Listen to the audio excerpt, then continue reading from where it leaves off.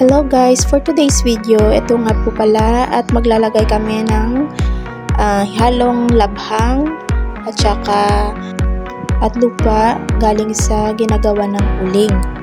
Mas gumaganda po kasi yung ating tanim pag dinadagdagan natin ang kanyang lupa na may halong pampataba. Yung natural lang na pampataba guys. Wala kaming ibang ginamit dyan. Dagdagan lang natin yan guys para mas masagana yung nutrients na makukuha ng ating mga pananim. Lumang ref yung gamit namin dyan guys. At yung iba is sako ng semento yung pinagtaniman namin.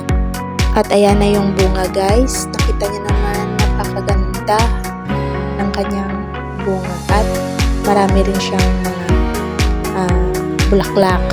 Mas maganda talaga guys pag meron tayong tanim. Dahil meron tayong madudukot na uulamin. And that's for today's video guys. Thank you for watching. God bless sa ating lahat. And goodbye!